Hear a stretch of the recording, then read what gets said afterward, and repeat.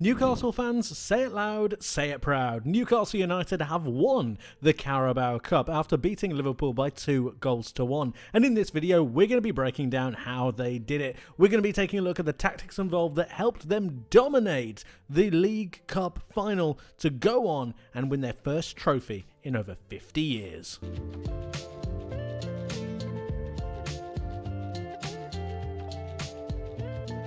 What a game this was from Newcastle. They dominated the game for large parts and they really prevented Liverpool from progressing the ball forwards through the thirds. But how did they do it? If you're a regular of the channel, you will know that we've spoken about this in our Newcastle setup video, discussing how they could best set up to try and stop Liverpool. And this was what we came up with, a man-mark system. What Eddie Howe did so well was employ his midfield three to really press up against Liverpool's three. That means Joe Linton onto Gravenberch, that means Bruno Guimaraes onto McAllister, and Tonali onto Szoboszlai. This prevented Liverpool from really getting a foothold in midfield, utilising their physicality and their presence in the middle of the park to then be able to recycle possession round once turnovers came about and then go forwards. It was through this physical aspect that allowed Newcastle to really get a foothold in the match, preventing Liverpool from gaining a rhythm in their side and then stopping them from going forwards. This also had a massive knock-on effect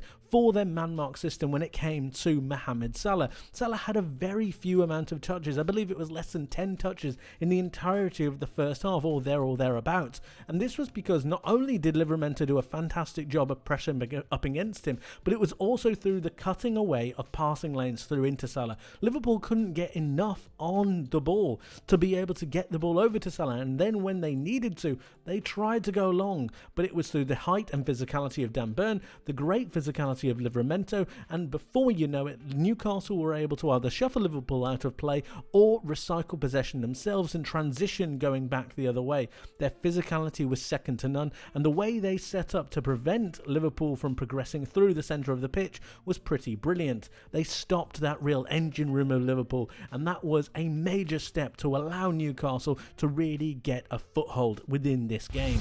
Eddie Howe and his coaching staff are some of the best at coming up with different ideas and strategies to try and level the playing field against their opposition, and in this final it was no different. They came up with this. Now, set pieces are really interesting and a really important avenue for Newcastle, especially when you think about some of the height that they've got in their ranks, when you think about Alexander Isak, when you think about Dan Burn, and it was Dan Burn that really was the highlight and standout for this practice. So you've got Newcastle taking a corner. This is early into the first half of the final, and notice the positioning of Dan Burn when this corner gets whipped in. So if you can see that here, the ball is just being whipped in currently. Look where Dan Burn is. He's almost on the edge of the box, and that's because he wants to be isolated. Eddie Howe wants him to be isolated against one singular Liverpool player because it gives him the better advantage to try and get his head on the ball. Now, that sounds crazy and it sounds really simple, but if you've got him here, it's more likely that he's going to be blocked off. It's more likely that he's going to be impeded. If he's free by himself, he's got a better opportunity, and that means that he's got a better chance to try and win the aerial duel, which, considering his height, is more likely than not. So he is managing to get his head onto it much easier.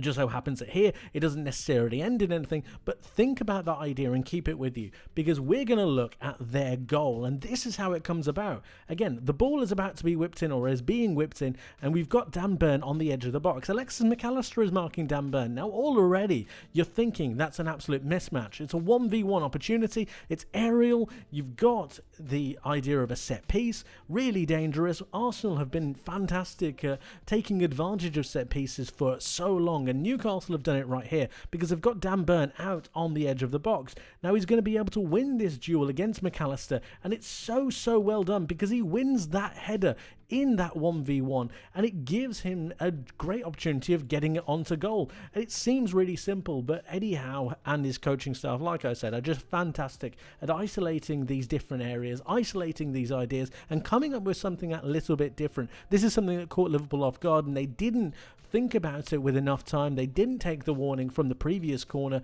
and Dan Burn managed to get a perfect header down to the bottom left-hand corner, beating Kelleher. And of course, it's away from the likes of Van Dijk, away from Konate, away from any kind of Liverpool presence, and it allows Newcastle to get their goal. And look what it means to him. It's absolutely fantastic. They were also defensively very strong when they needed to be. Trippier moving infield to allow for Murphy to be on this outside. Newcastle moved to a 5 at the back formation on occasion. That flexibility was absolutely key in making sure they were able to stop Liverpool progressing forwards. Now, I'm going to be honest, Liverpool didn't progress forwards all too much, and that was down to the physicality and aggression that Newcastle showed on an extended period of time. But when they did need to defend, you saw them have their 4 midfielders in Barnes, Joelinton, Bruno Guimaraes and Tonali. They shuffled across to really act as a shield for this back 5, but whenever Liverpool managed to bypass that, it was always about the aggression from Livramento onto Salah, always about the aggression of Murphy onto Diaz or even onto Robertson. Trippier making sure that he's able to stop any kind of bypassing runs. Liverpool never really managed to get in behind this Newcastle back line, and that's testament to the way that they're able to shuffle themselves across, but also the physicality and aggression that they showed on a continuous basis to prevent Liverpool from really getting any kind of foothold. It was then when they wanted to play crosses in, Dan Burn would get his head onto it,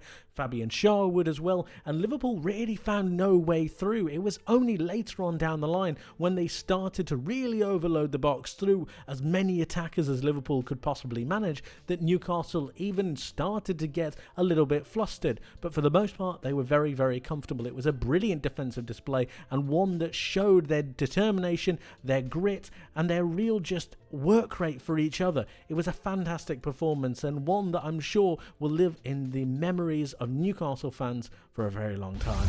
Going forwards, they were brilliant as well, and a real threat, opting for long passes over towards the likes of Joelinton, towards Alexander Isak. They managed to really start to get a foothold in the game from an attacking point of view, then shuffling the ball round down the flanks to then get certain overloads. This was given to them through the great work rate and running power of Tino Livramento, allowing for Harvey Barnes to drift infield. This dragged away the likes of Kwanzaa and Gravenberch and allowed for Livramento to make these overlapping runs. Mohamed Salah didn't actually end up tracking back all too much, which gave Livramento a lot of free time to be able to cross the ball from this area. It was then about follow-up runs from Jacob Murphy on the far side, Alexander Isak making a nuisance of himself in the box, and making sure that they have enough numbers to be able to get the ball back across to create that havoc, to create that chaos, and of course to create that danger. And it wasn't before too long that Newcastle started to see some real payoff for that.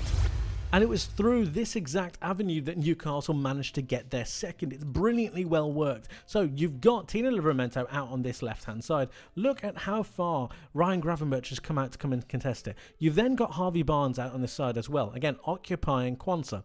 Konate is going to come close this down as well, but notice the distance immediately between Konate and Van Dijk. It's a huge amount, an incredible amount when you think about how tight defensively Liverpool need to be considering it's a final.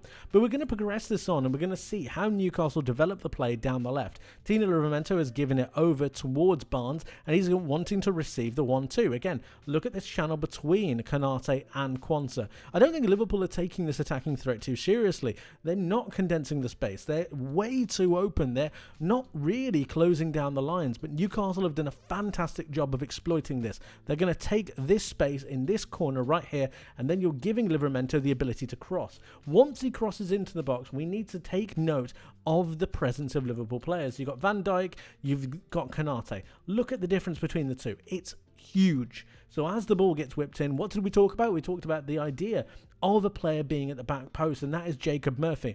When we talked about our preview and looking at the setup for Newcastle, we mentioned that Eddie Howe and Newcastle want their crosses to be away from Liverpool's main defensive threat and their main defensive real blockade, and that is Virgil van Dijk. So you want to go either towards the back post, away from Virgil van Dijk, or you want to go near post. You can't be hitting this zone.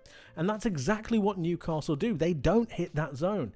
Jacob Murphy gets a great running header onto Andy Robertson, and he manages to win this knockdown. Now, the fact that he wins it is crucial because it leaves Alexander Isak in a whole heap of space. He's just peeled off Virgil van Dijk. If we take that back for 1 second, look at where Van Dijk is and look where Isak is. He's waiting for the ball, and he manages just to get himself a couple of yards. And this is crucial because it gives Isak the ability to then take his time. He takes his time and gets a shot off, shooting down to the bottom left-hand corner, the same corner, funnily enough, where Dan Burn scored to.